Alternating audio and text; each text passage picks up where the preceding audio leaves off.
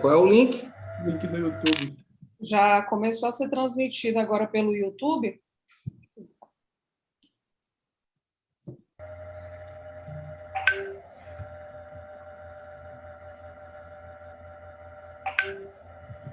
Pronto, já estamos online no YouTube, pode começar. Ok, boa noite, pessoal. Mais uma vez aqui pela OAB, eu sou Nájila Boatem Maluf, eu sou cientista política, sou advogada, sou presidente da Comissão de Direito Marítimo e Portuário da OAB do Maranhão e subprocuradora da Assembleia Legislativa do Maranhão. Tenho o prazer hoje de conversar sobre um tema que está mexendo com o direito administrativo, que está mexendo com as nossas contratações, tanto na administração pública quanto no setor privado, na iniciativa privada. Então, vai ser uma reviravolta aí nos próximos 2 anos. Vamos trabalhar em sistema híbrido, tanto com a Lei 8.630, com a Lei 14.133 de 2021, que foi sancionada agora em abril pelo presidente da República, e que traz várias mudanças e inovações. E aí eu trouxe uma equipe aqui de especialistas que não podia ser melhor, pessoas que trabalham já, a doutora Gil Kelly, doutor Antino e doutor Tarcísio, que já trabalham há muito tempo no direito administrativo, conhecem com profundidade, trabalham na Assembleia Legislativa com os contratos administrativos. E nós temos aí algumas inovações, algumas mudanças que estão sendo debatidas aí para os próximos 2 anos. A gente já pode utilizar, conforme disse o professor Justino, já se pode optar por uma ou outra legislação, e aí eu trago aqui algumas mudanças que vão refletir no nosso dia a dia na Procuradoria, que vão refletir no dia a dia da administração pública, como, por exemplo, a inversão de fases, foi muito debatido no último curso, e aí nos congressos, nas conferências que nós estamos tendo, estudando a nova lei de licitação. Agora, a inversão de fases vai ser regra, né? A habilitação vai ser somente para o licitante mais bem classificado, e o julgamento vai ser anterior à habilitação, que é novidade aqui na nova lei. Outra mudança é a responsabilidade em relação às comissões de licitação, vai ser nomeado um agente de contratação. A Lei 8666 trazia uma outra estrutura, isso a gente vai debater um pouquinho também. Tem o programa de compliance, tem a possibilidade de trazer o programa de compliance aí para as contratações de grande vulto, por exemplo, na Lei 14.133 de 2021, o doutor Tarcísio vai falar um pouquinho sobre isso, de como é que se dará a questão do compliance, que é um programa de integridade nas instituições. Outro tema, outra mudança, outra inovação, né, que é a utilização dos meios adequados de resolução de conflitos, que tem aí, que nós vamos tentar não, já está sendo previsto que vai ser aí por arbitragem, por mediação, quem sabe conciliação. Nessas contratações, em caso de litígio, vamos tentar implementar os meios adequados de resolução de conflitos, foi muito debatido no último curso que nós tivemos. A questão do orçamento sigiloso também é uma inovação da nova lei, vai ser facultativo o orçamento sigiloso. E também mais um ponto para a gente colocar em destaque na nossa apresentação, no nosso debate, é o Portal Nacional de Contratações Públicas, o PNCP, que é uma novidade, é uma nova plataforma, vai ser o principal sítio, primordial, para os entes do processo licitatório e também para a publicação, para que o processo licitatório tenha eficácia. E hoje, como eu falei para vocês, eu tenho o prazer de conversar com os advogados aqui, nossos colegas, tanto da Comissão de Direito Marítimo e Portuário da OAB, quanto da Assembleia Legislativa. Eles já acompanham o processo de licitação há muito tempo, tanto da 8666, os contratos administrativos que envolvem aí a nossa casa, as casas legislativas. E nós vamos começar com o nosso procurador-geral da Assembleia Legislativa do Maranhão, doutor Tarcísio. Ele é atuante no direito administrativo, além de procurador-geral da ALEMA, ele é atuante no direito administrativo, com ênfase também na aplicabilidade dos métodos extrajudiciais de solução de conflitos. Acompanho o trabalho dele aí já há 2 anos. Os métodos extrajudiciais de solução de conflitos nos contratos públicos da Maranhão Parcerias, a MAPA. Ele foi associado do escritório do Dr. Kleber Moreira, é membro do Tribunal de Ética e Disciplina da OAB do Maranhão, e a gente tem o prazer de recebê-lo aí. Vamos dar início ao nosso debate. Seja bem-vindo, doutor Tarcísio. Pode começar com você. Boa noite, doutora Nájila, doutora Gil Kelly, doutor Antino, o Ivar aí, que está moderando o nosso painel da OAB, da Escola Superior de Advocacia. Boa noite a todos que estão nos assistindo pelo canal do YouTube. Com satisfação, agradeço aí o convite e essa intenção da gente bater um papo, conversar a respeito de algumas inovações da nova Lei de Licitações e Contratos. Aqui, obviamente, que não é a intenção esgotar o tema, não é a intenção, até porque muitas coisas, pela novidade da lei também, muitas coisas estão aí acontecendo e sendo ainda o entendimento consolidado. É, sobretudo, a gente trazer, pontuar algumas situações que têm nos chamado a atenção, o que foi de inovação em relação aos marcos regulatórios, aos marcos normativos que já existiam. Mas, antes disso, Nájila, você me pediu para explicar um pouquinho o nosso papel lá na Procuradoria-Geral da Assembleia. Eu já ia até esquecendo aqui, passando direto para tratar da nova Lei de Licitações e Contratos, até porque eu fico muito ansioso para falar dela. Mas lá na Procuradoria, como você bem sabe, os colegas também, a gente tem esse papel de dar a segurança jurídica para o nosso presidente, todos os atos administrativos em que ele atua, que ele toma todas as decisões dele, a gente faz uma análise do processo da legalidade dele, da conformidade, da integridade, para que ele possa ter segurança jurídica e tomar as decisões dentro do poder de discricionariedade dele, obviamente, mas que ele possa tomar essas decisões da forma que a norma prevê, da forma que a norma obriga, certo? A nossa maior quantidade de processos que temos lá, sobretudo na área de licitações, até porque a Assembleia Legislativa, as pessoas, quando pensam na Assembleia Legislativa, Casa do Povo, pensam apenas na atividade finalística, que é a de produção das leis pelos deputados. Contudo, tem também a parte administrativa, que é de administrar aquele prédio, administrar aquela casa, a exemplo do que acontece com as secretarias, com os órgãos públicos. E eles precisam fazer as suas contratações de obras, de serviços, de compras de materiais, etc. E temos também os nossos servidores. Então, a nossa análise lá perpassa principalmente sobre esses dois assuntos, no direito administrativo, que é a área de licitações e contratos, e a parte de servidores, tudo que eles requisitam, tudo que há de diferente. Eles solicitam para o RH demanda para a gente, para que o presidente defira ou indefira os seus pedidos. E, além disso, temos um contencioso ainda que é pequeno, porque a representação judicial da Assembleia Legislativa é feita pela Procuradoria-Geral do Estado. Porém, a gente atua naquelas matérias em que próprio da Assembleia Legislativa, matérias interna corpus, questões também dos mandados de segurança, enfim, informações também de ações diretas de inconstitucionalidade. São essas, assim, em rápidas palavras, essa atuação que a gente tem lá bastante. E tem uma equipe lá bem capacitada, eles estão lá sempre atuando, fazendo seus pareceres, então assim, a gente tem dado, assim, eu acredito que uma boa atenção e uma boa assessoria para o presidente, para a mesa diretora, certo? Passando, então, para a nossa... E agradecer e parabenizar o nosso presidente, doutor Atelino Neto, também, que vem conduzindo aí os trabalhos e dando esse apoio todo para a Procuradoria.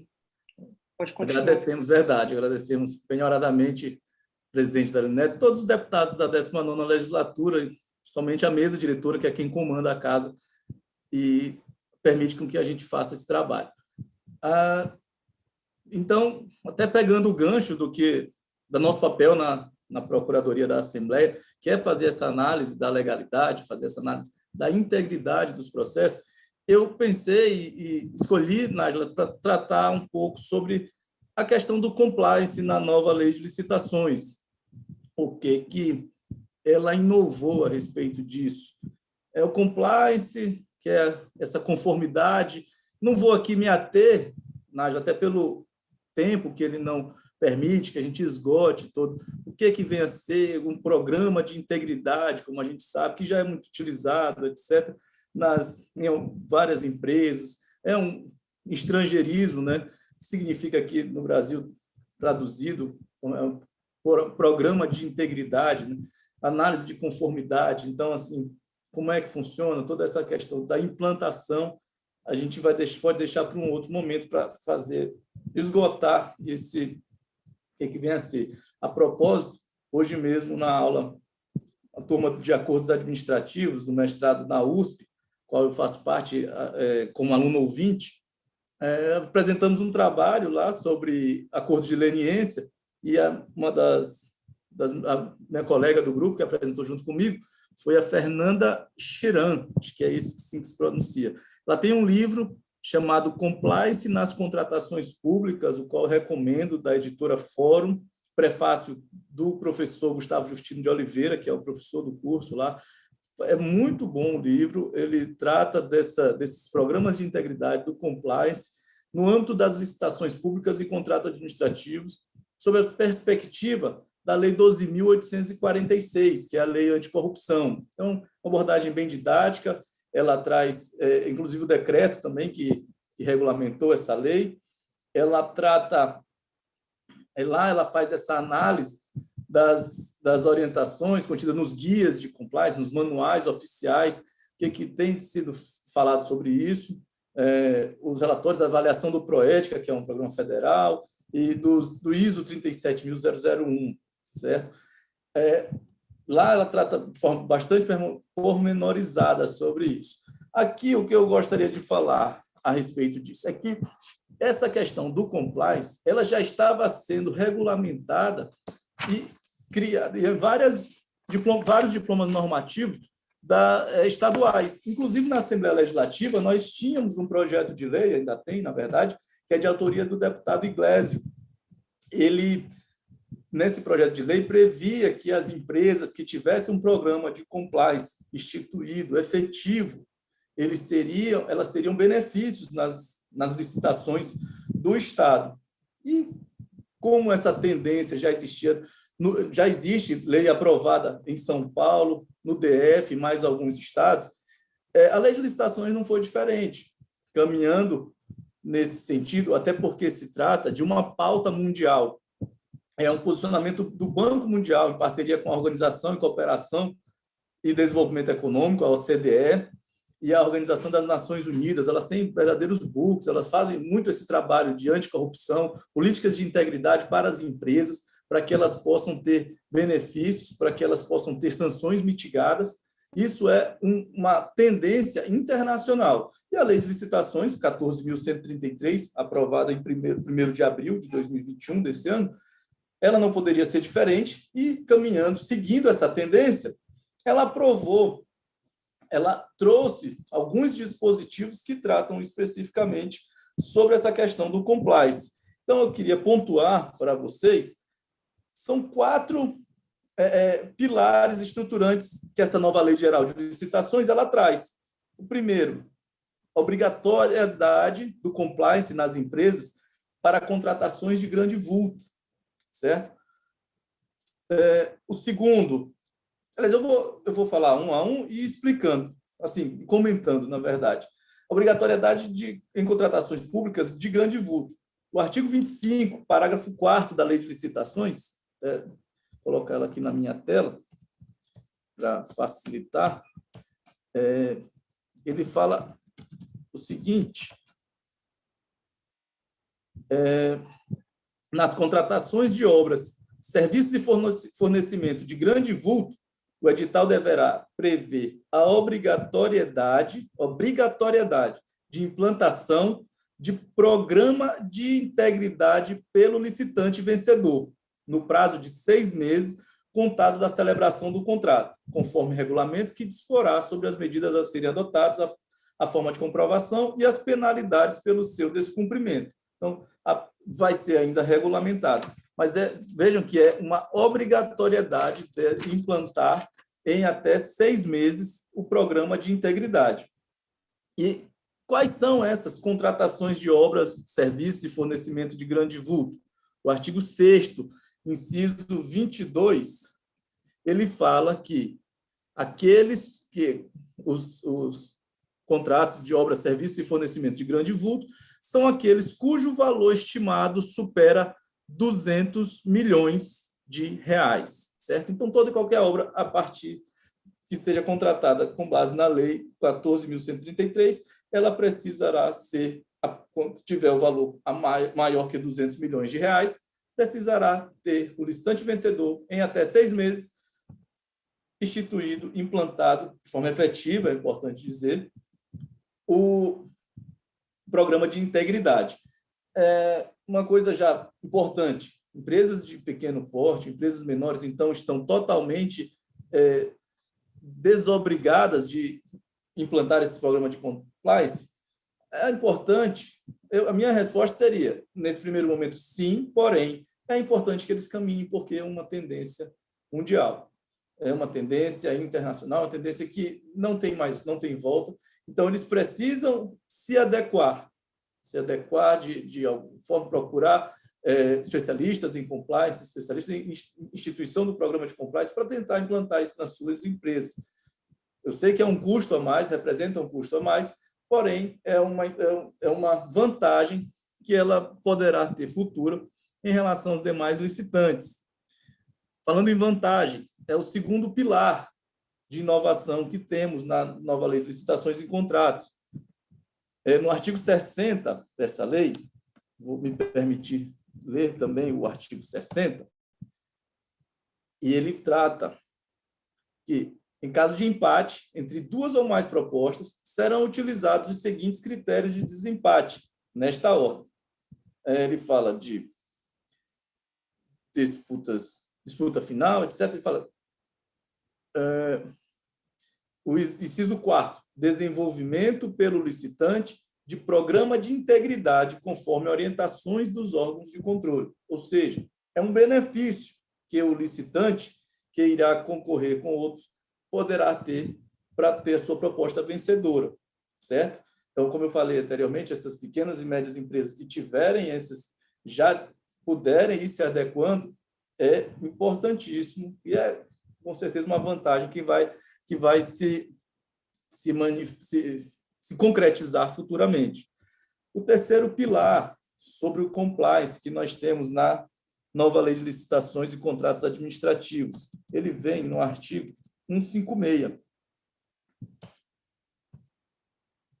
que é tratando já das sanções. Mais um benefício para as empresas que tiverem o compliance instituído, o compliance efetivo. Artigo 156, parágrafo 1º. Serão aplicadas ao responsável pelas infrações administrativas previstas nesta lei as seguintes sanções. E aí ele fala, né, quais são as sanções, e na aplicação das sanções serão consideradas a implantação ou o aperfeiçoamento de programa de integridade, conforme normas e orientações dos órgãos de controle. Esse, sem dúvida, mais uma vantagem que ela vai ter, porque ela vai ter a possibilidade de ver reduzida a sua sanção na hora ao ser aplicada. Isso já acontece, por exemplo, nos acordos de leniência. Para fixar o valor dos acordos de leniência, que foi instituído pela lei anticorrupção, foi exatamente em 2015, acordos de leniência. Na hora de fixar o valor com as empresas, a CGU, que é uma lei legitimada para firmar, para formalizar o acordo de leniência com as empresas, ela leva em consideração 3 fatores na hora de aplicar: o dano, a multa e a questão do enriquecimento ilícito, os valores para ela quantificar. E, como forma de atenuar, elas colocam que é a quantidade de informações que possam alavancar as investigações, e também uma das questões que eles levam em consideração é a existência de programa de compliance efetivo, como é que eles podem contribuir de forma a evitar que essas irregularidades, as ilicitudes que as empresas vêm praticando, elas possam ser atenuadas ou extintas, na verdade, no caso. Então, isso, sem dúvida, é um atenuante. E, por fim, agora a questão o próximo pilar que nós temos na Lei de Licitações e Contratos está previsto artigo 163, que trata da reabilitação do licitante ou contratado perante a própria autoridade que aplicou a penalidade, para que ele possa contratar novamente com a administração pública. Então, o parágrafo único, diz admitida, né, o caput, diz admitida a reabilitação do licitante ou contratado perante a própria autoridade que aplicou a penalidade, exigidos cumulativamente reparação integral do dano, pagamento da multa, transcurso do prazo, e diz que no parágrafo, outras coisas, e diz no parágrafo único que as sanções previstas, a sanção pelas infrações previstas no inciso 8º, e até 10º do caput do artigo 155 desta lei exigirá como condição de reabilitação do licitante ou contratado a implantação ou aperfeiçoamento de programa de integridade pelo responsável, ou seja, é uma condição para que ele volte a contratar com o poder público a implementação, a instituição do programa de compliance na empresa. A nova lei de licitações não fala assim sobre essa questão se fala muito, já se fala muito na questão da programas de compliance, programas de integridade para a administração pública, mas assim, ainda é um assunto com bastante opiniões. Essas questões aqui do compliance, elas que trouxe a nova lei de licitações estritamente para os licitantes, para a pessoa jurídica de direito privado que pretende contratar com a administração pública. Então, assim, são esses quatro pilares que eu gostaria aqui de ressaltar e trazer aqui para conhecimento das pessoas, para que possa gerar esse interesse em que seja conversado sobre isso. Nájila, meu tempo já está adiantado, porque eu já tenho uns 10 minutos falando. Mais. Já, doutor. Vamos agora para a próxima fala, mas deixando claro que o compliance seria a tendência realmente de acordo com sua fala e os meios adequados de resolução de conflitos. Nós temos vários colegas aqui já no YouTube da PGA, Vanesca, Letícia, Francisco, Denise, todo mundo dando alô e comparecendo aqui em peso, que é a equipe da Procuradoria. Que bom, que bom. Eu já posso falar sobre a questão dos meios alternativos, né? Tem uns 5 minutinhos? Não, tem 2 minutinhos. Tá certo. Vamos lá. A questão dos meios... Vou ver aqui. Os meios alternativos de resolução de controvérsias, assim, ela denominou a nova lei de licitações e contratos, ela colocou no capítulo 12 da sua lei, trazendo ali no artigo 151. Mas, antes disso, é importante que a gente faça até uma análise de que surgiu de onde? Surgiu do nada essa questão de meios alternativos? Não. Isso é uma tendência também que vem já de alguns anos, não só aqui no Brasil. O direito americano é muito forte, daí essa questão de acordos. O direito norte-americano, os acordos lá, eles são a maior forma de resolverem os conflitos. E ele tem inúmeras vantagens. Tem um texto do professor de Yale, é o Noah, agora esqueci o nome, o nome dele, vou lembrar já e eu sei que é Noah alguma coisa. E é muito interessante, desde a década de 70, e depois ele reviu o texto dele, já nos anos 90 e tudo. Antes ele era um pouco desfavorável a essa questão dos acordos, especialmente nos processos de demandas coletivas, né? Mas, assim, aqui no Brasil, a gente teve a Resolução 125 do CNJ, lá de 2010, que ela trata da política judiciária nacional e ela traz como uma das questões principais a implantação, né, a política judiciária nacional voltada para o tratamento adequado de conflitos. O novo Código de Processo Civil, ele fala, desde logo o seu artigo 3º, parágrafo 2º, diz que a conciliação, a mediação e outros métodos de solução consensual de conflitos deverão ser estimulados por juízes, advogados, defensores públicos e membros do Ministério Público, inclusive no curso do processo judicial. E aí, já no artigo 174, ele prevê que a própria administração pública direta, todos os entes deverão criar câmaras de mediação e conciliação para a resolução de conflitos no âmbito administrativo, ou seja, também para deixar judicializar o processo, para destacando que é para dirimir conflitos envolvendo os órgãos e entidades da administração pública e avaliar a admissibilidade dos pedidos de resolução de conflitos no âmbito da administração pública com a celebração de termos de ajustamento de conduta. Então, assim, você vê que é uma tendência também, e isso já vem evoluindo já há alguns anos, algumas décadas. Aí tem a questão, por exemplo, ainda o novo Código de Processo Civil, seu artigo 334, ele fala da obrigatoriedade, né, requisito processual, a designação pelo próprio juiz da causa de audiência de conciliação ou mediação para tentar ali uma dessas soluções. Depois disso, veio mais recentemente, já em 2015, a Lei 13.140, que é a Lei de Mediação e Autocomposição, e nela foi clara também, trazendo que a mediação entre particulares e a autocomposição de conflitos no âmbito da administração pública, ela traz expressamente que a solução de conflitos envolvendo a administração pública direta, suas autarquias e fundações, pode ser feita mediante transação por adesão, desde que autorizada pela Advocacia Geral da União, com base em jurisprudência consolidada do Supremo Tribunal Federal. E lá o Supremo Tribunal Federal hoje tem uma Câmara especializada para isso. A própria AGU tem a SECAF, que hoje faz um trabalho importantíssimo na redução dos processos judiciais. Então, tudo isso demonstra que é uma evolução que vem acontecendo no nosso ordenamento, na nossa cultura jurídica no Brasil. Por último, mais recente, em 2018, teve a LINDB, a alteração nas leis de introdução às normas brasileiras, artigos 20 e 26, que ele coloca também a possibilidade dessa consensualidade. E aí, não poderia ser diferente, a Lei de Licitações e Contratos traz em seu artigo 151 os meios alternativos de conflito, de controvérsias, ele é até bem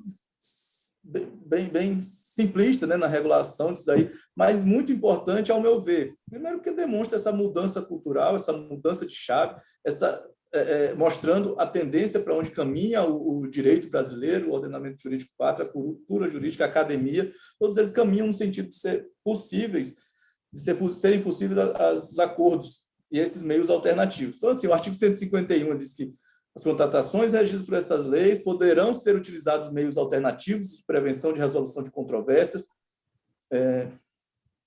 Já estamos caminhando, a gente pode continuar também nos debates, doutor Tarcísio, que nós já estamos caminhando para extrapolando o tempo Perfeito, então, já caminhando aqui para encerrar essa minha primeira parte. Então, os meios alternativos ali previstos, ele fala, notadamente, a conciliação, a mediação, o Comitê de Resolução de Disputas e a arbitragem. A arbitragem, na lei de arbitragem, já existia a previsão também de que a administração pública poderia aderir, poderia utilizar a arbitragem como meio de solução de conflitos. E, assim, para mim, o que veio de mais interessante nesse artigo, principalmente, foi a possibilidade de adoção dos dispute boards, né, o Comitê de Resolução de Disputas, que ele é a possibilidade expressa, que antes apenas no município de São Paulo que tinha. E, assim, já existia um projeto de lei do senador Anastasia, lá no Senado Federal, já existia projeto de lei na Câmara, em alguns estados também existia projeto de lei para que fosse utilizado o dispute boards, mas o que aconteceu foi que a lei de licitações trouxe essa previsão. Então, a ideia agora é que os contratos possam utilizar. Depois a gente pode falar um pouco mais sobre isso. Ótimo. E aí eu vou dar agora a palavra para os meus colegas, Nájila.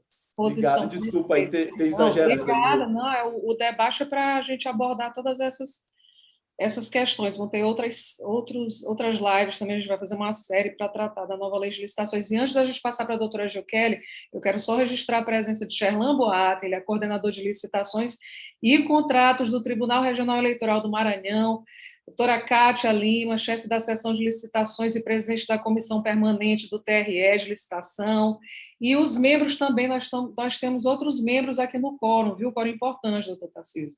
Membros do grupo de licitações da Ecoliga. A Ecoliga, para quem não conhece, gente, ela é a entidade que congrega 10 instituições estaduais com a finalidade de promover a sustentabilidade e preservação ambiental. Ela traz aí o TRE do Maranhão, Justiça Federal, a UFMA, o TCE, o Tribunal de Justiça, o TRT, entre outras instituições. Então, eles vão acompanhar, já estão acompanhando aqui desde o início e vão acompanhar aí a série de lives e contribuir também com a experiência deles nessas outras instituições. Doutora Gil Kelly, ela é advogada, ela é pós-graduada em Direito Previdenciário, ela é membro da Comissão de Direito Previdenciário da OAB do Maranhão, já atuou com processos de contas no âmbito do Tribunal de Contas do Maranhão, é nossa assessora jurídica da Procuradoria-Geral da Assembleia e assessora jurídica na CEGEP. Doutora Gil, um prazer trabalhar contigo, um prazer te receber hoje aqui. Obrigada por aceitar o convite, a palavra é sua. Boa noite, doutores e doutoras, colegas que aqui nos acompanham, que já nos mandaram abraços, que estão aqui acompanhando esse webinar. Para mim é um prazer, doutora Nájila, receber o seu convite e também estar aqui compartilhando neste dia com o doutor Tarcísio, doutor Antino, pessoas que admiro muito, grandes juristas, com quem aprendo muito no meu dia a dia. E hoje estou aqui para conversar, né, com vocês a respeito das principais inovações e as responsabilidades trazidas pela nova lei de licitações para os órgãos de assessoria jurídica, né, para a assessoria jurídica e como todos os advogados que estão aí nessa linha de batalha, né, desses órgãos. Assim como o doutor Tarcísio trouxe alguns pontos, né, eu também elenquei aqui alguns pontos mais importantes na minha visão, até porque não tem como esgotarmos o tema, né, mas selecionei aqui alguns pontos e espero no final a gente poder debater melhor sobre cada um deles, né. Quero começar aqui trazendo para vocês, né, que a lei de licitações, a 8666, no artigo 38, parágrafo único, ela limitava, de uma certa forma, a questão da atuação da assessoria jurídica, né? Ela limitava ali que a assessoria jurídica ela ficaria responsável, né, por analisar a minuta dos editais de licitação, contratos, acordos e demais instrumentos congêneres. Na verdade, esse artigo, ele herdou, né, ele veio ali do Decreto-Lei 2300, do ano de 86, né? Então, era aquela realidade no momento. E nós sabemos que de lá para cá tivemos uma alteração muito grande. Os grandes doutrinadores, né, eles falam que este artigo ele trouxe para a assessoria jurídica um papel mais de um controle interno, né, nas instituições.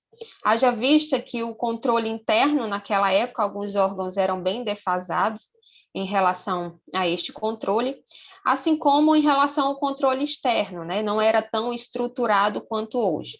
Hoje nós contamos aí com tribunais de contas, com procedimentos eletrônicos, né, fazendo esse acompanhamento muito maior dos atos, né, como um todo.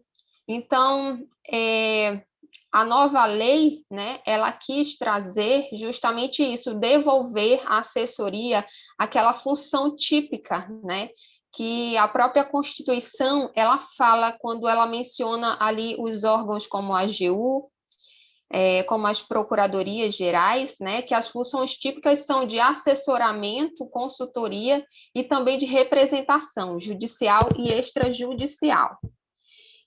Então, algumas pessoas, né, alguns doutrinadores, eles elencam, né, que essa nova lei ela veio como um estímulo para a assessoria jurídica ao mencionar, né, alguns pontos em que ela coloca, devolve, né, mais uma vez, este papel à assessoria jurídica, né?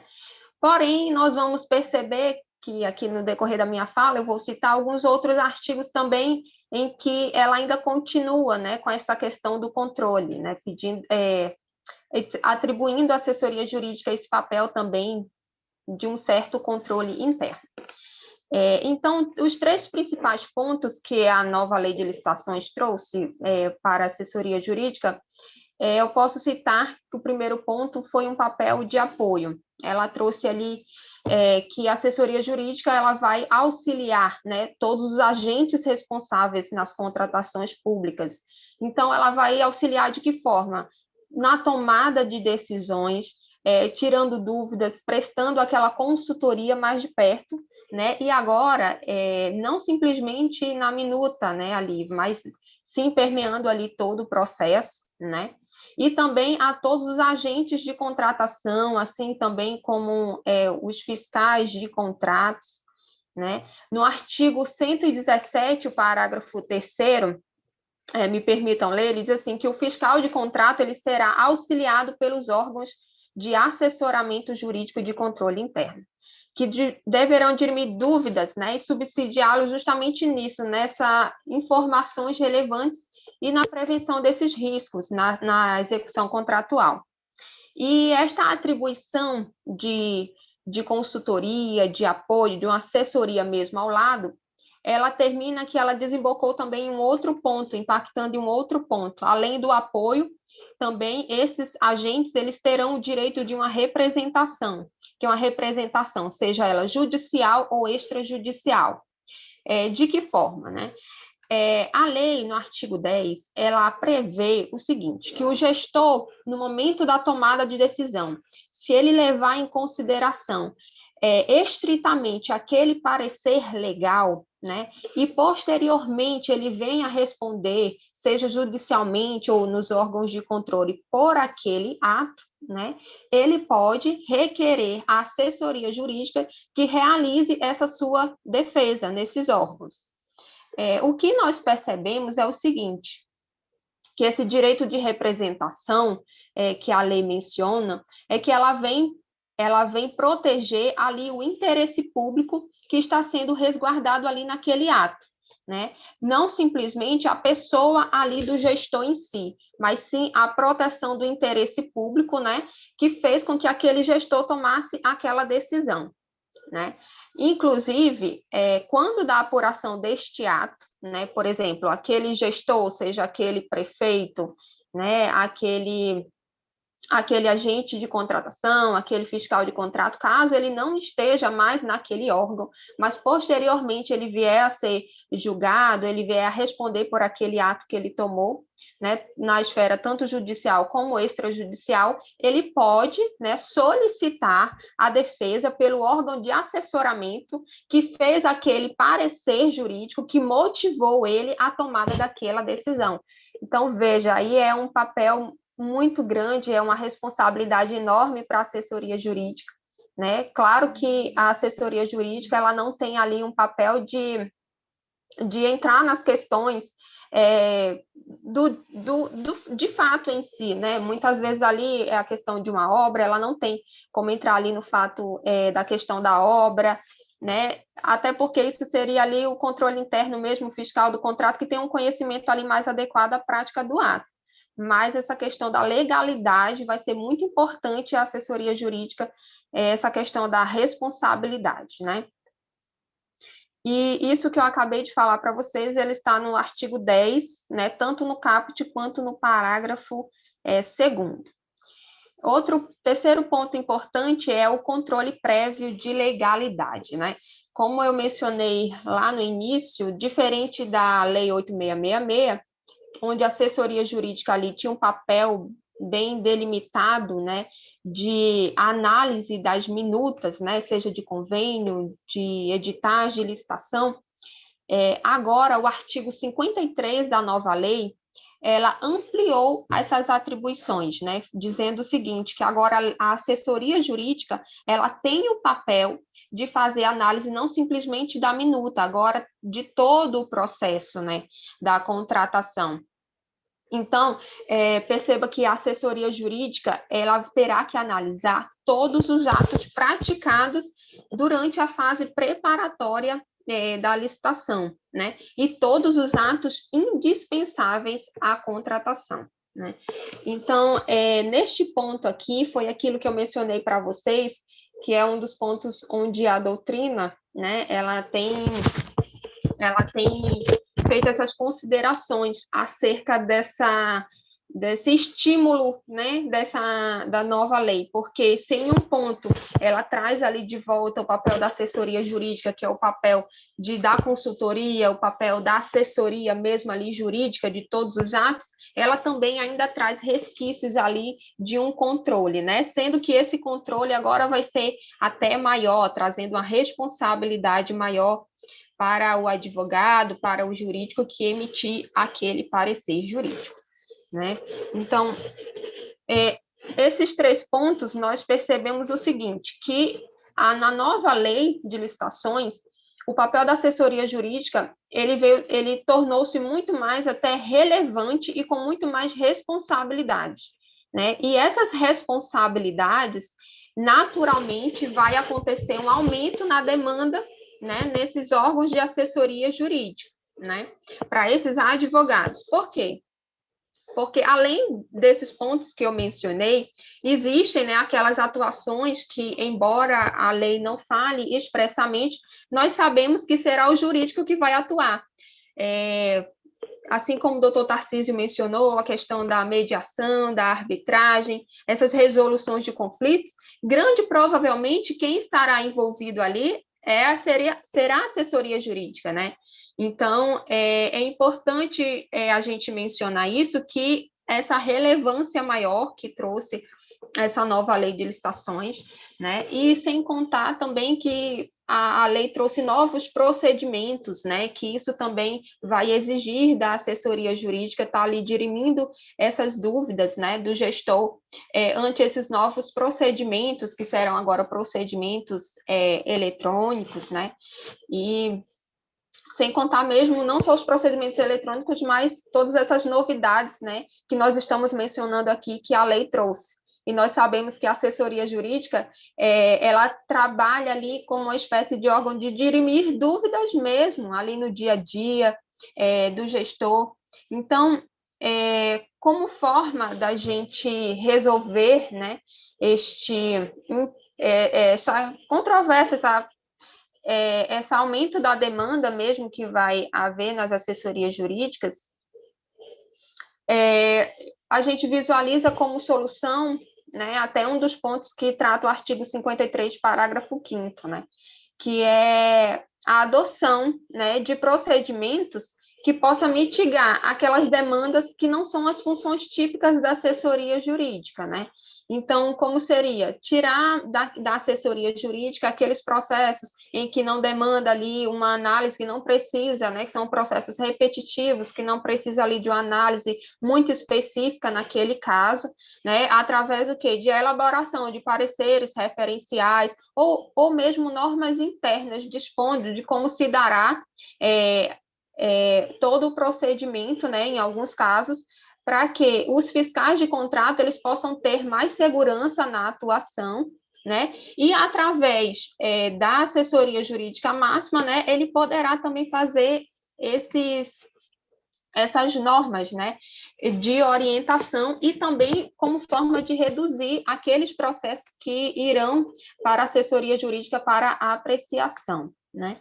O artigo 53, do parágrafo 5º, ele fala justamente isso, que é dispensável a análise jurídica nas hipóteses, né, em que previamente definidas em ato de autoridade jurídica máxima competente, que são aqueles casos, né, de baixo valor, baixa complexidade de contratação, nos casos de entrega imediata do bem, e a utilização, né, que vai ser, a gente espera que vai aumentar muito a utilização de minutas, né, padronizadas em instrumentos de contrato, convênio também, todos já padronizados com essa nova lei pelo órgão de assessoramento jurídico. Na lei também nós tivemos alguns vetos, né, que foram, que ao meu ver, era importante que constasse na lei, até por conta da questão da inviolabilidade da advocacia, que era o parágrafo 6º do artigo 53, que ele mencionava, né, que ali o parecerista ele não iria responder no caso de erro grosseiro. A gente sabe que, infelizmente, os tribunais ainda, os órgãos de controle, eles ainda existe muito esse impasse jurídico, né, essa divergência jurídica em relação aos órgãos de assessoramento na emissão de pareceres, né? Infelizmente, esse parágrafo ele foi vetado, né? Ao meu ver, perdeu-se ali uma grande oportunidade de trazer, deixar isso bem explícito na lei, né? Para que o parecerista ele pudesse atuar de forma para que, de fato, ele possa ali fazer a juridicidade, né, junto ali do gestor, de atuar de forma mais tranquila, né. Então, é isso a minha fala, eu pontuei somente aqui alguns pontos mais importantes aqui da lei, alguns dispositivos, e permaneço aqui à disposição para a gente debater. Obrigada, doutora Gil. Excelente essa análise em relação à responsabilidade e prerrogativas da assessoria jurídica, que traz a nova lei de licitação, e esse impasse, essa polêmica acerca dos pareceristas, né, a responsabilidade de como é que isso vai se dar. Ao longo do ano, nós vamos, lá na Procuradoria, nós vamos ver como é que isso vai ser implementado, de que forma nós seremos responsabilizados, as prerrogativas da nossa assessoria. Bom, eu quero dar um alô aqui para André Maia, nosso presidente da Comissão Permanente de Licitações da Assembleia. Ele já falou aqui desde isso, dá um alô aqui para o presidente. Nós estamos dando alô para o André, também super participativo, especialista em licitações. E acompanhei aqui também, doutora Nájila, estava olhando aqui nos comentários. É verdade, já temos algumas perguntas. André, aqui um salve. E a equipe da PGA também, vários colegas da Lema. Bom, vamos lá, vamos para o próximo debatedor, é Antino Noleto. Deixa eu só fechar essa janela, que eu estou com várias janelas abertas, acompanhando aqui com vocês. E só um pouquinho.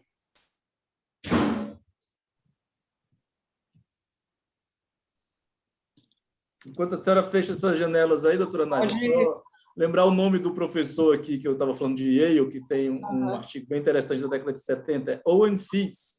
Ele é professor lá de Yale, tem um livro do professor Carlos Alberto de Sales, chamado Um Novo Processo Civil, que tem vários artigos dele traduzidos para o português. É excelente. Recomendo. Inclusive, já fica aqui para a dica. Contra o acordo, ele pontua questões que te deixam bastante instigados a respeito dessa questão do acordo ou não. O artigo dele é contra o acordo, é bem interessante mesmo. Vamos estudá-lo. Obrigada, doutor Tarcísio. Vamos para o doutor Antino Noleto, ele é chefe de gabinete da Procuradoria-Geral, ele foi chefe de gabinete da Procuradoria-Geral do Estado do Maranhão e presidente substituto da Comissão Setorial de Licitação de 2007 a 2008, foi procurador-geral de representação institucional do município de Santa Luzia, chefe da assessoria jurídica da Secretaria de Articulação e Desenvolvimento Metropolitano de São Luís, pregoeiro e presidente substituto da Comissão Setorial de Licitação da EMAP, da Empresa Maranhense de Administração Portuária, e é diretor de administração da Assembleia Legislativa. Sem Antino aí já traz uma experiência vasta. Uma dos temas que nós estávamos comentando era que o impacto da nova lei de licitações vai ter no setor portuário, nas contratações dos terminais portuários, inexigibilidade de licitação quando houver somente um terminal, um operador, uma empresa. E Antino trabalhou na IMAP, ele tem essa experiência, está na Lema também já tem um tempo. Antino, é com você, seja bem-vindo para esse nosso debate aqui, que está excelente. Obrigado, minha presidente Nájila. Primeiro, agradecer o seu convite e a oportunidade de estar aqui dialogando, inclusive honrosamente aí com a sua coordenação e a presença do nosso querido doutor Tarcísio e doutora Gil Kelly, colegas queridíssimos que estão participando aqui desse bom debate. Antes de mais nada também, né, minha presidente, saudações maritimistas a todos os colegas da comissão. Só para pegar nós temos alguns membros, o doutor Carlos Dina está acompanhando também, Anne Lamara. Então, uma saudação especial a esse decano, uma referência. Além de vocês dois, né, Tarcísio e Antino. Doutor Carlos Dina é mestre, é uma referência para todos nós. referência na advocacia, referência de integridade como cidadão. Então, uma saudação maritimista especial aí ao mestre Carlos Nina e a todos os colegas da Comissão de Direito Marítimo, Aduaneiro e Portuário, que é justamente a comissão promotora aqui desse nosso encontro. Não posso também deixar de registrar o agradecimento ao presidente Tiago Dias, a referência ao nosso presidente da Alema, onde somos lá servidores e desempenhamos a nossa missão aí em prol da sociedade, ao nosso presidente Otélio Neto e a toda a mesa diretora, e também aos demais, né? Você fez referência aí a outros colegas, alguns que não são necessariamente membros da comissão, mas estão prestigiando aqui esse encontro como convidados, com destaque aí para o doutor Chiron, né? Isso, do TRE, Maranhão, pessoal da... Sherlan Boatem. Doutor... Pronto, Sherlan Boatem. Especialíssimo em regrar gasto público no TRE, as empresas até... É a missão que se coloca também, né, Tem várias histórias depois para empreitada. contar para a gente. E aí, por último, então, a todos os convidados e um destaque aí para aqueles que estão também representando a Ecoligas. Tá? Bom, feita esses agradecimentos, essas saudações, vamos direto ao ponto. Estamos vivendo, e não é por outra razão que estamos aqui, cada um na sua casa, no seu cantinho, e conectado. Estamos vivendo um momento histórico no curso das licitações no Brasil. Eu, até oportunamente, por estarmos na Comissão de Direito Marítimo, Aduaneiro e Portuário, minha presidente Nájila, gostaria de fazer uma simples metáfora. O decreto 2992 de 1862, foi assinado pelo imperador Dom Pedro II, foi o primeiro marco legal das licitações no Brasil. Imperador Dom Pedro II. E a gente pode dizer que esse decreto, que falava da concorrência pública, ele era um português arcaico, podemos dizer que esse decreto seria uma caravela, né? A sua estrutura normativa era adequada ao período em que ela foi lançada ao mar das compras públicas. Mas olha só que interessante, logo no início desse decreto já se falava, doutor Tarcísio, presidente Nájila, de necessidade de verificação de amostras para as compras, algo que até hoje se debate, né?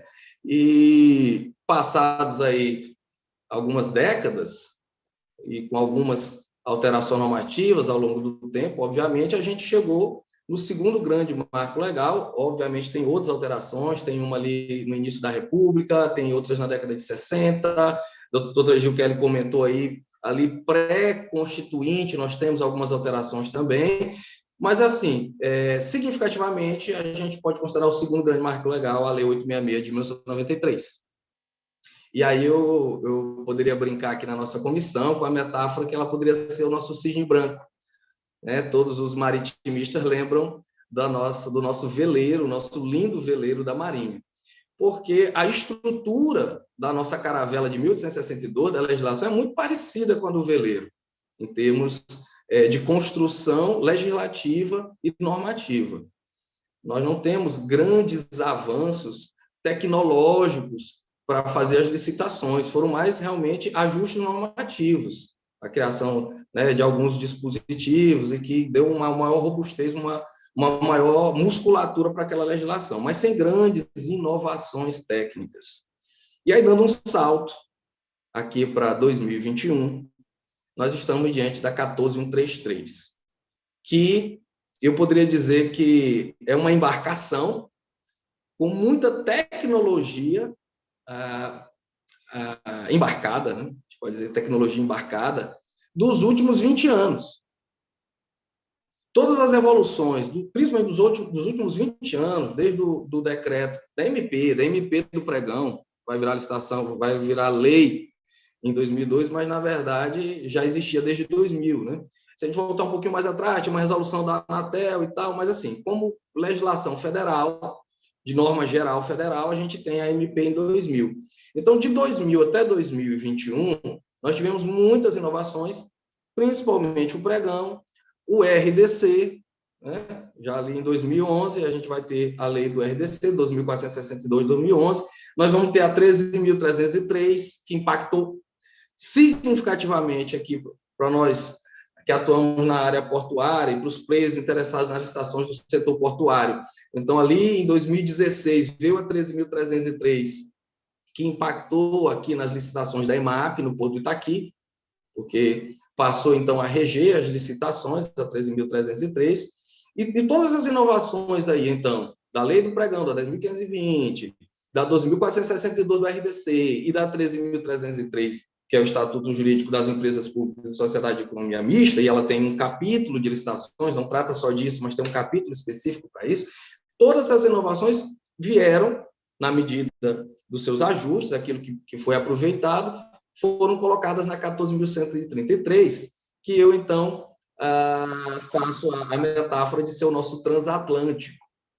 É um transatlântico por duas razões, presidente Nájila. Primeiro, porque comparando com a nossa caravela e com o nosso cisne branco, essa embarcação agora ela é muito maior, né? Nós pegamos a Lei 866, a 10.520, a 12.462 e compilamos. Só que isso nos deu uma legislação com muito mais robustez, com títulos e capítulos bem analíticos, que tratam de muitas situações, algumas já abordadas aqui pelos ilustres colegas aí que me antecederam. Então, nós temos uma legislação muito maior, não só em termos de número de artigos, a gente pulou de 116 na 86 para 194, são quase 200 artigos que precisam ser interpretados, porque tem muita novidade. Então, é uma legislação realmente compilada, mas extremamente analítica, extremamente detalhista e muito robusta. E aí a história do transatlântica, porque além do tamanho, uma das grandes novidades foi a criação de uma modalidade, ou a inserção, né, dessa modalidade no direito brasileiro, que é o diálogo competitivo. E esse diálogo competitivo ele já é muito experimentado na Europa, tá? Na União Europeia, em Portugal, onde se fala diálogo concorrencial, aí o concorrência, né, do nosso português arcaico, e aí por daí a ilusão, né, a ilustração de que seria o nosso transatlântico. Mas, no final das contas, continuam sendo embarcações.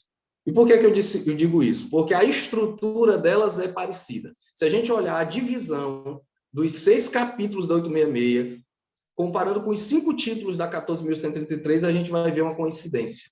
Uma coincidência que é de técnica legislativa, mas que nos permite perceber que muito foi aproveitado e, em alguns pontos, aí sim, tivemos algumas mudanças significativas e alguns avanços. A grande questão que se coloca nesse introito aqui que estamos fazendo, e deixo como primeiro ponto de debate, e o que nós temos na 1433 para os próximos 20 anos? Porque nós discutimos e inserimos nessa discussão, nesse debate legislativo que levou a 1433, as inovações dos últimos 20 anos. Mas e para os próximos 20 anos?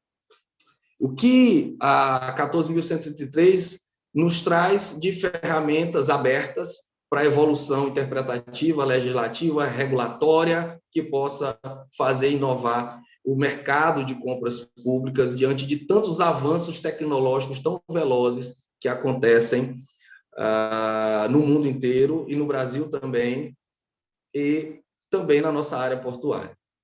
Então, essa é a primeira provocação intelectiva, provocação argumentativa, provocação acadêmica, porque eu acho que o bacana, a palavra é essa mesmo, de um espaço como esse, doutora Nájila, é a liberdade que a gente tem para colocar as ideias, colocar os pontos controvertidos e ouvir de diversas opiniões, porque ela já nasceu com muitas polêmicas, diversas polêmicas.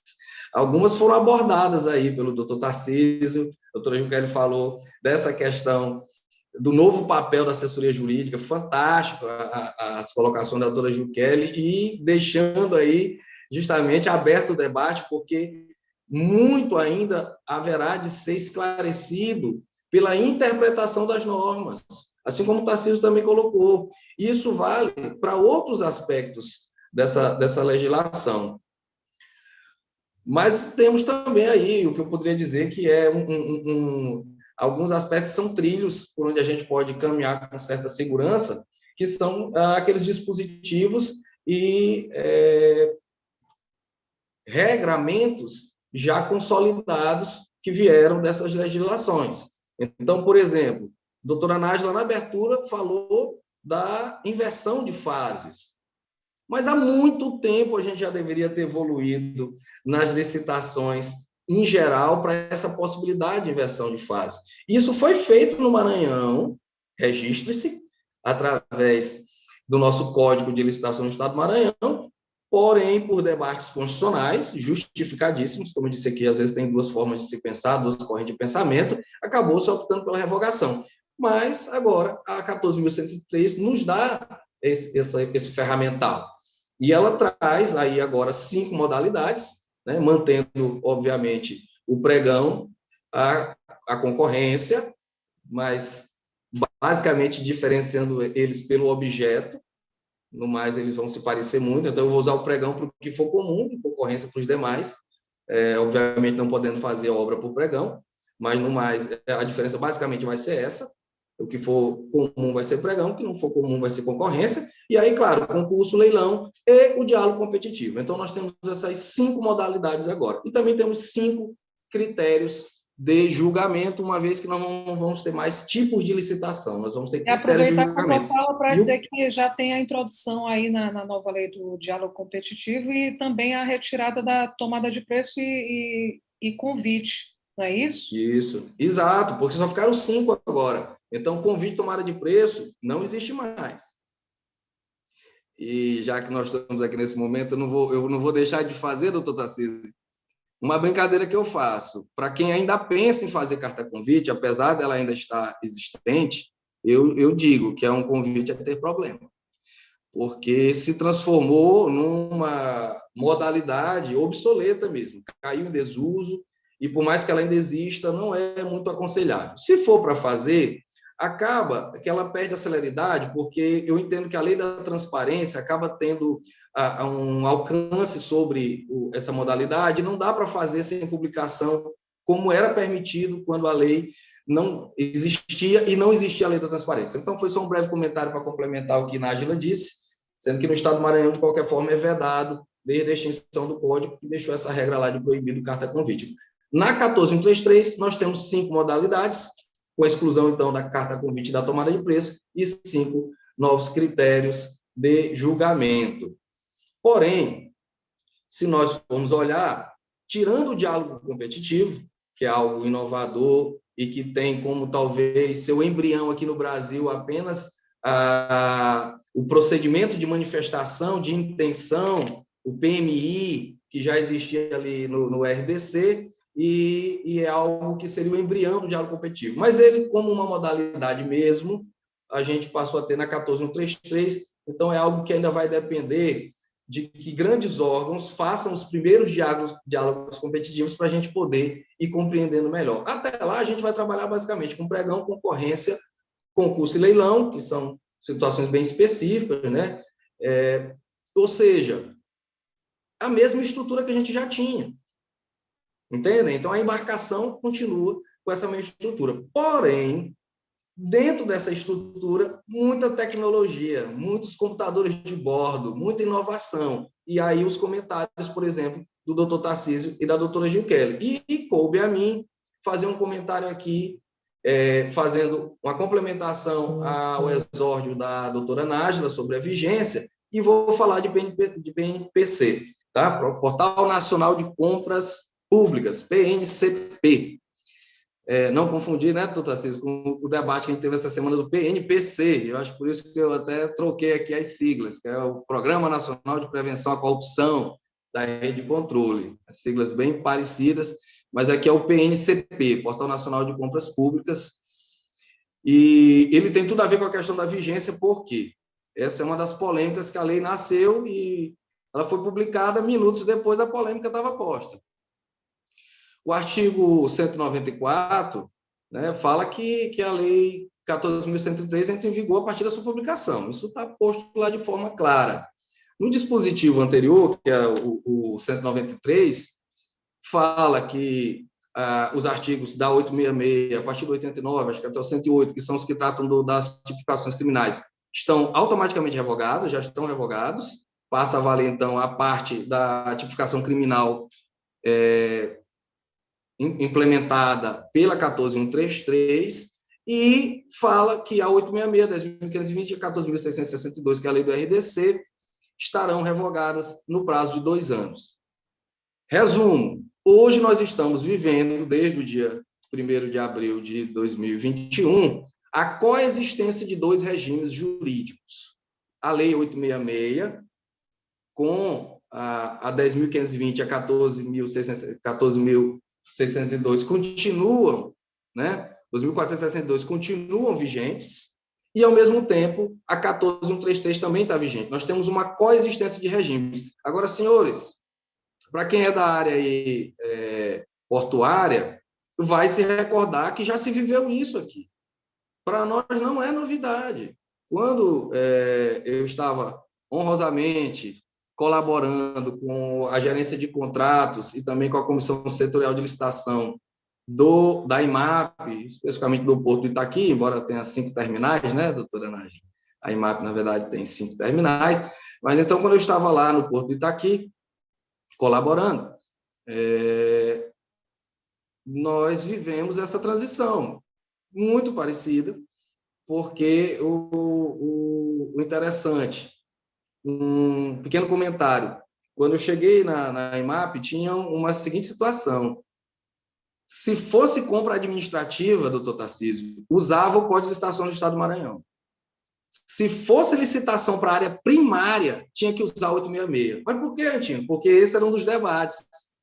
Se a licitação era na área primária, lá no CAIS, por exemplo, o pessoal gosta aí da área marítima, manutenção de defensas, batimetria, manutenção de balizas náuticas, limpeza do cais, manutenção de, dos equipamentos, de um cabrestante, dos molinetes, o contrato de atracação, de amarração das embarcações, tudo isso a gente tinha que fazer com 866, porque eram as normas gerais federais, e como o Porto ele é federal, ele, na verdade, tem um contrato de delegação da Codomar para a IMAP, salvo engano, vai até 2025, né, Nájila? Vai até 2025, com possibilidade de renovação, mas me parece que é isso, esse contrato vai até 2025.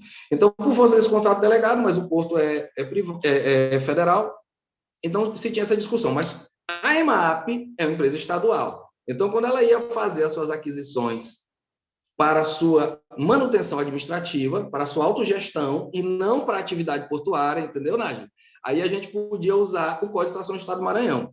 E se viveu essa discussão por algum tempo, se trabalhando dessa forma, até que o código foi revogado. Quando o código foi revogado, aí não tinha mais dúvida, era tudo 866. E isso durou uns 6 meses.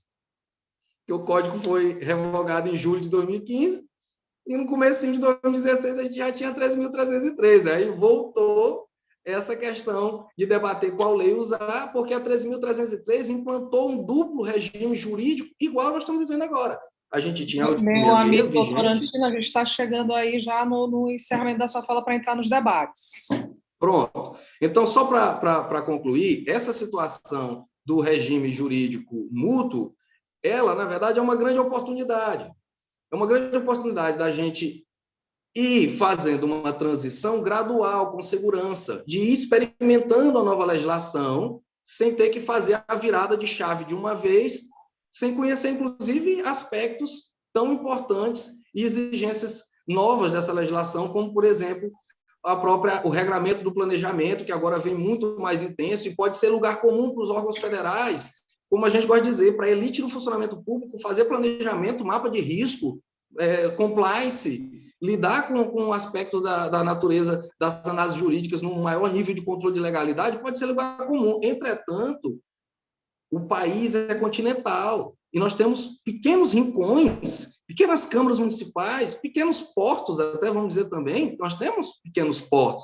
Sabemos que nós temos autoridades portuárias desestruturadas no país. E aí como é que elas vão lidar com todas essas exigências novas, vão ter dificuldade. Então, realmente precisa de tempo.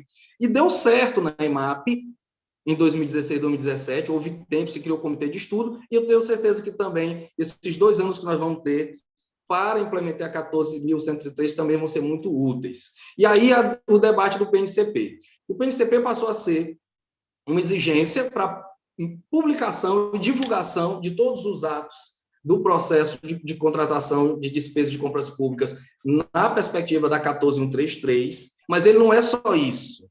O Portal Nacional de Compras Públicas não é só um diário para divulgar. Não, lá nós vamos ter também a possibilidade, eu até tenho dito o seguinte, a gente, na verdade, já tem praticamente todos os módulos do Portal Nacional de Compras Públicas, só precisa integralizar. Então, lá vai ter que ter sistema para fazer licitação, não obrigatório, mas o órgão pode utilizar. Já temos o Comprasnet. Lá vai ter que ter um cadastro nacional unificado, a palavra é essa mesmo, de todos os fornecedores e prestadores de serviços do país. Nós já temos o CICAF federal, vai ser simplesmente migrar os dados dos fornecedores dos estados e dos municípios.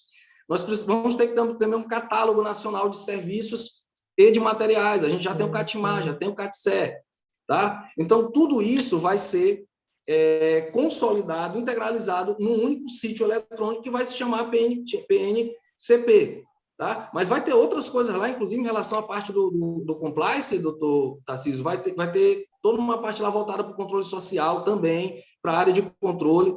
Também o PNCP, ele vai ter módulos para poder se fazer desde a parte do ETP, a parte de contrato, de ARP. Então, é uma grande plataforma. Precisa desmistificar o que algumas pessoas ainda andam pensando.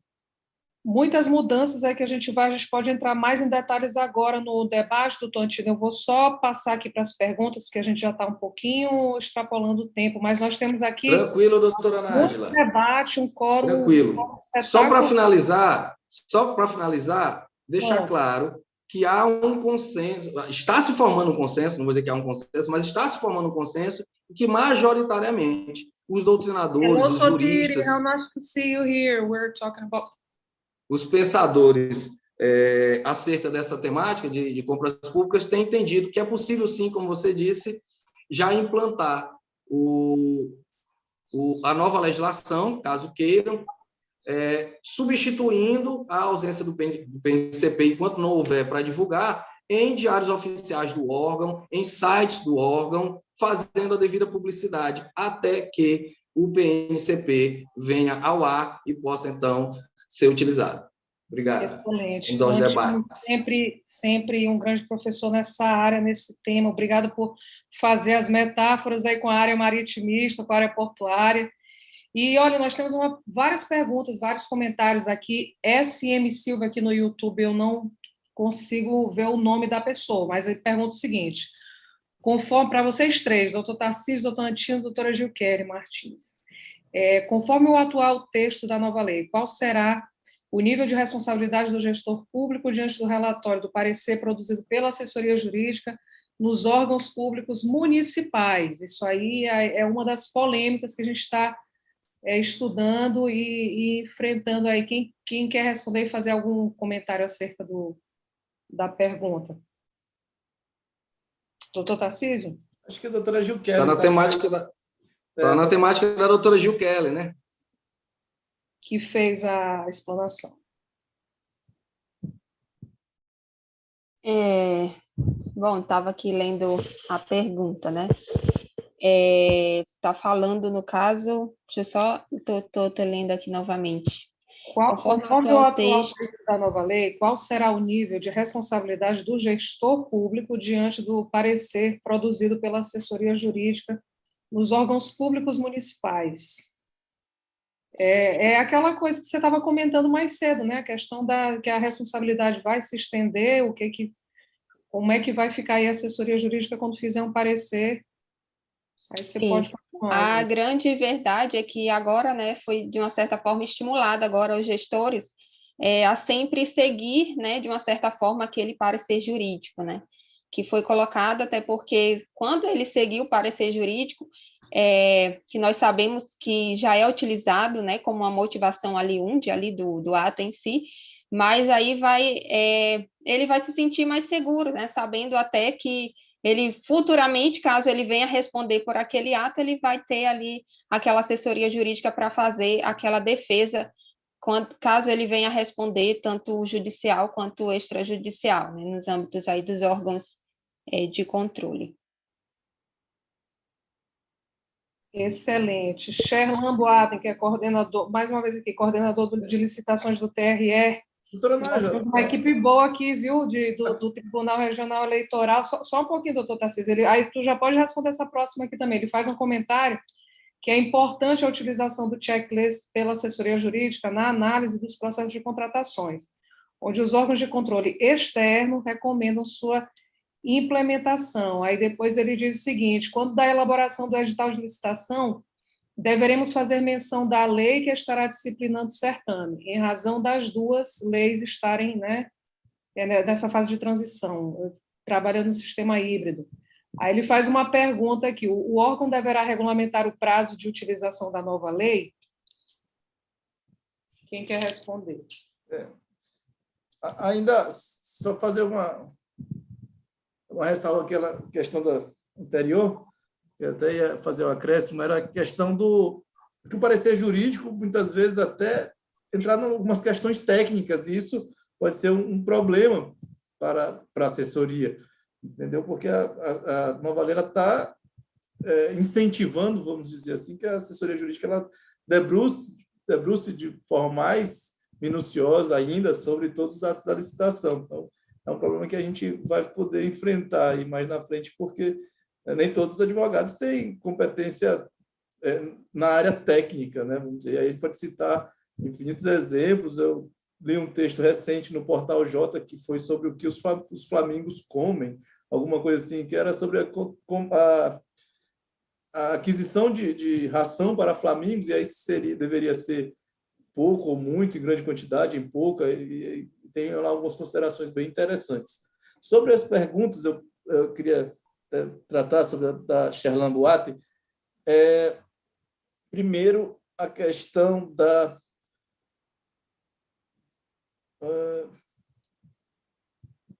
se o órgão deverá regulamentar o prazo de utilização da nova lei. Eu entendo que não, o prazo já está regulamentado lá, já está dito a vigência dela, e que ele vai existir conjuntamente com a Lei 8.666 durante 2 anos.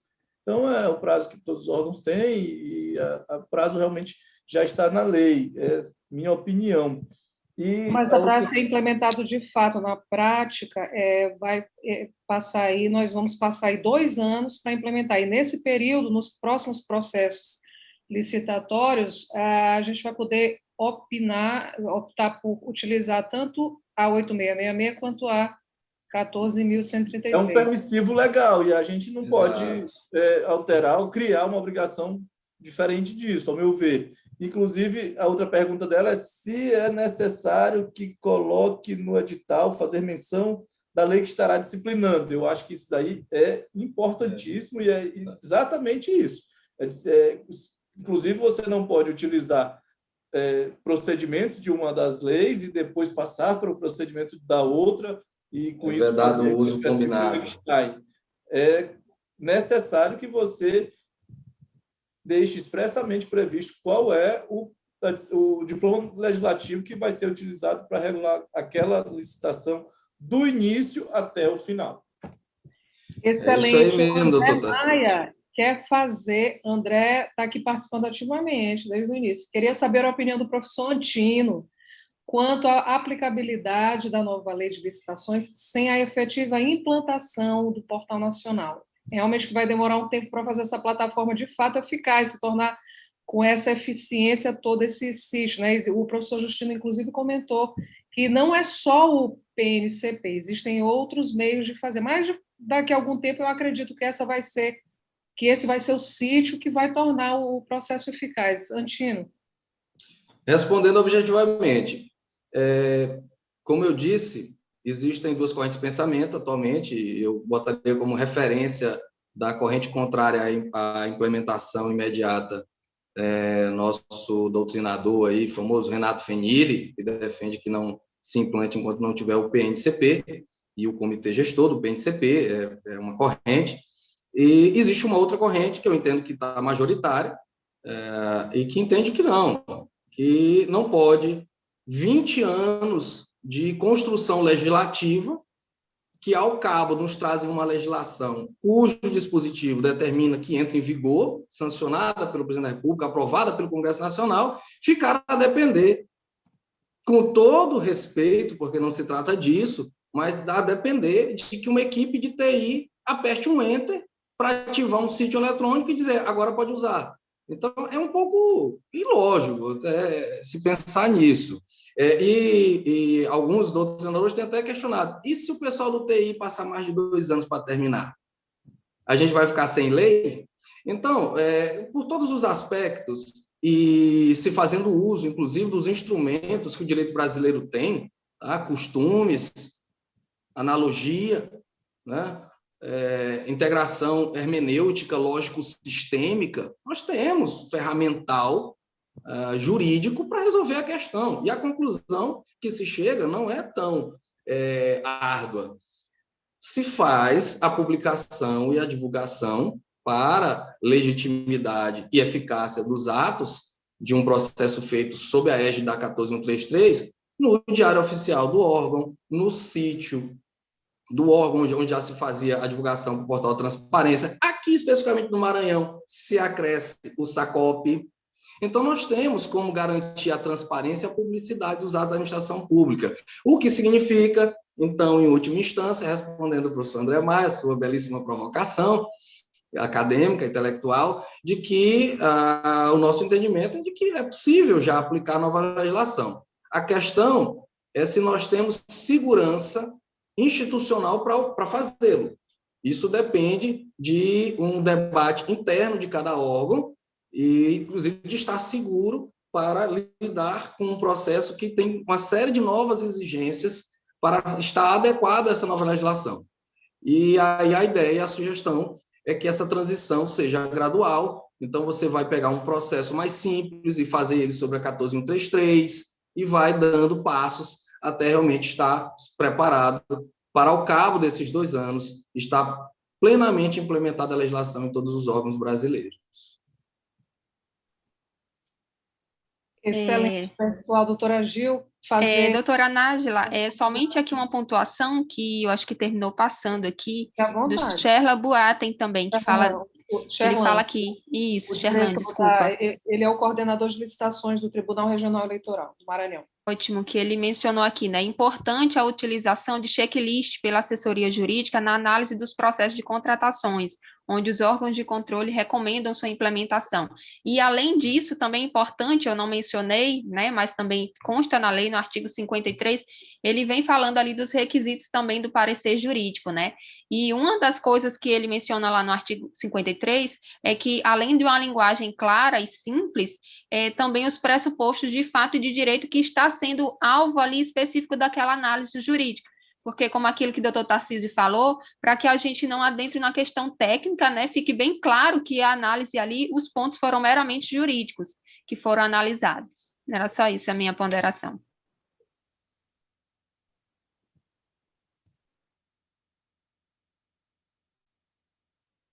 Nájila, seu microfone está desligado. Opa, agora que eu vi. Então, pessoal, eu quero agradecer, nós estamos caminhando aqui para as considerações finais, falamos de compliance na nova lei de licitações, falamos dos meios adequados de resolução de conflitos que a nova lei traz, falamos do setor portuário, as novas... pontuamos, né? Isso aqui é um geral, né, que o doutor Antino fez, aí também, inclusive, na parte do sítio, que vai ser o PNCP para os processos licitatórios, o papel e as prerrogativas, extensão de responsabilidade aí da assessoria jurídica, das assessorias jurídicas em relação ao processo licitatório. Eu quero agradecer vocês, eu acho que muita coisa para debater, muita coisa ainda para abordar nesses próximos meses, de como é que... muita polêmica, alguns impasses, e aí eu acho que a gente vai ter alguns próximos encontros aí. Considerações finais, 5 minutinhos, doutor Tarcísio. E depois cada um. Dona Nájila, primeiramente, meu muito obrigado, agradecer realmente ao convite, à sua iniciativa, à sua proatividade. Diz a minha felicidade de estar falando aqui essas poucas palavras sobre essas inovações, das novas licitações e contratos. E queria pontuar apenas que a doutora Gil Kelly falou a respeito do nosso papel da assessoria jurídica, muito importante, e aquele artigo 10, da possibilidade dessa assessoria jurídica prestar essa defesa, inclusive, dos atos, dos agentes políticos envolvidos na licitação, é bem interessante. Até outra tendência também, eu estava vendo, na esfera federal já existe a questão da AGU, é uma prerrogativa deles, a Lei 9.028, de 1995, que dispõe sobre das atribuições da Advocacia Geral da União, autoriza que o órgão represente judicialmente autoridades, mesmo após deixarem os seus postos. Aqui no estado do Maranhão, a nossa Procuradoria, através de uma emenda constitucional no ano de 2019, ela também tem esse permissivo, bem interessante também para os nossos deputados lá e demais agentes políticos, quando for necessário também. Então, assim, a nova licitações vem caminhando nessa tendência. E a respeito dos temas que foram tratados, agradecer as perguntas que foram feitas. Infelizmente, a gente não pode tratar sobre tudo que a gente gostaria de falar. Acho que merece aí a gente conversar mais sobre os dispute boards, que foi até um motivo de um texto que eu fiz a respeito disso. Convido a todos que leiam. Acho que vale a pena. E era isso. Um agradecimento especial a todos lá da Procuradoria-Geral. E muito obrigado. Obrigada, doutor Tarcísio. Doutor Antino.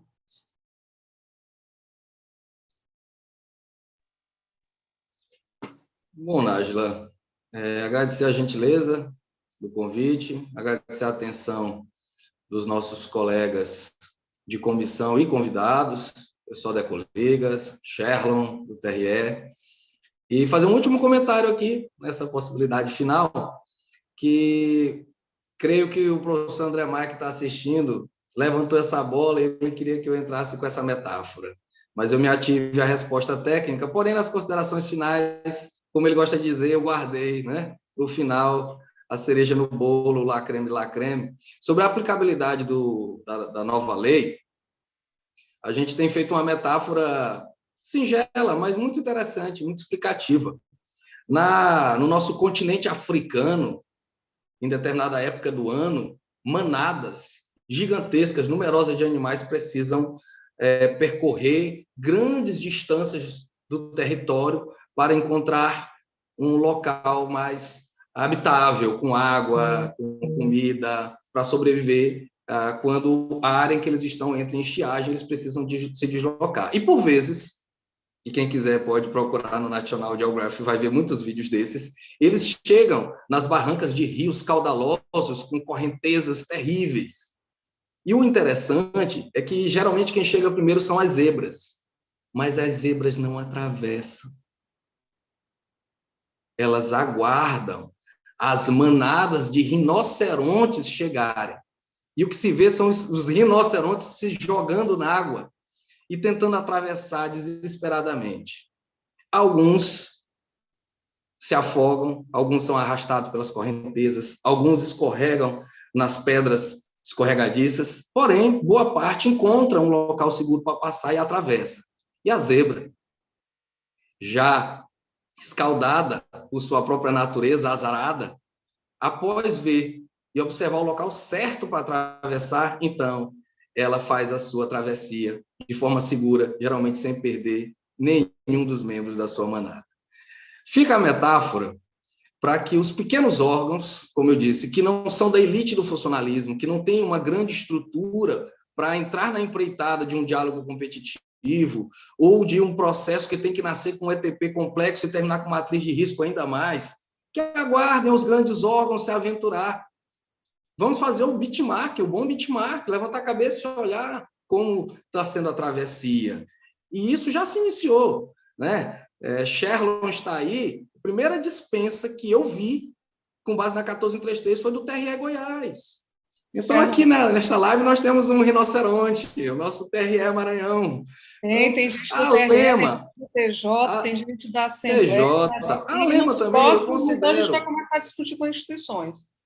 A Lema, já finalizando, meu presidente, a Lema também eu considero um órgão com competência suficiente pelo seu grande corpo técnico, aqui muito bem representado pela cientista do senhor procurador-geral, doutor Tarcísio, e por nossa presidente, doutora Gil Kelly, que também são membros daquela gloriosa PGA, douta PGA da Assembleia, que é um órgão grande, um órgão muito competente. Então, eu diria que a Assembleia também tem essa missão de dar o exemplo e permitir que outros órgãos menores do nosso Estado possam, então, ter um paradigma para se lançar na utilização desse novo ferramental jurídico, ou seja, de poder colocar, doutora Nájila, esse transatlântico para navegar.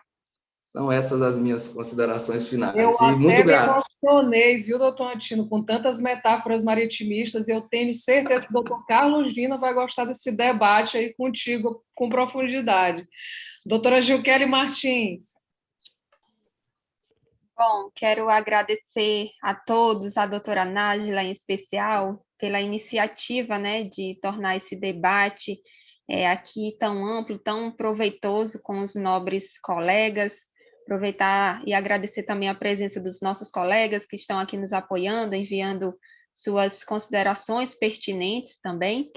E em relação a toda a minha fala, né, e também a tudo que nós ouvimos e já sabemos da nova lei de licitação, o que fica para nós, operadores do direito, é que cada dia a necessidade da atualização, né, haja visto essas mudanças de lei, e nós, enquanto advogados, sabemos que a importância do nosso papel ali, nós somos ali os primeiros, né, doutor Antiná, a ter contato, a aprender, né, somos ali o instrumento, muitas vezes, de dirimir dúvidas, né, para que ande corretamente o processo, para que evite ali uma responsabilização ali futura do gestor.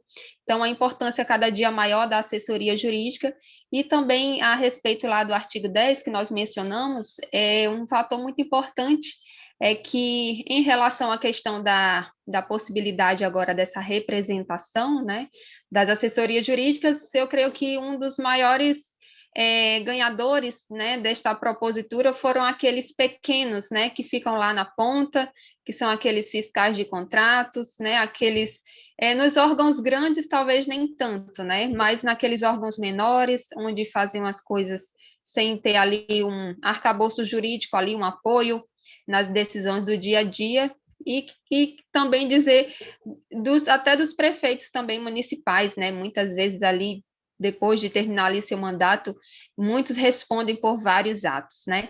Então, agradeço aqui pela oportunidade mais uma vez, desejo uma ótima noite e sucesso a todos. Excelente, pessoal. Em nome da OAB do Maranhão e da Comissão de Direito Marítimo Portuário e Aduaneiro, eu quero agradecer a todos vocês que participaram. Nós, além de advogados inscritos na OAB, também agradeço a pessoa do doutor Tiago Dias, Caio Saraiva, que tem dado todo o suporte, a equipe da comunicação da OAB, na pessoa de Ivar, nosso presidente, doutor Otelino Neto. Quero agradecer a disponibilidade de vocês e a todos que participaram aqui pelo YouTube. Nós somos colegas da Assembleia, colegas da Procuradoria, da Alema, né? E é sempre muito interessante a gente passar o que a gente vive, o que a gente vivencia, para a sociedade, para a comunidade. Tem muita gente curiosa em saber o que a Procuradoria faz, o que uma Assembleia Legislativa faz, o que uma comissão de OAB faz. Então, a gente está tendo a oportunidade agora, com esse fenômeno que está sendo as palestras por videoconferência, por lives, por webinars, da gente passar esse conhecimento, essa experiência. Agradecer a todos em nome da OAB e uma boa noite a todos. Obrigada.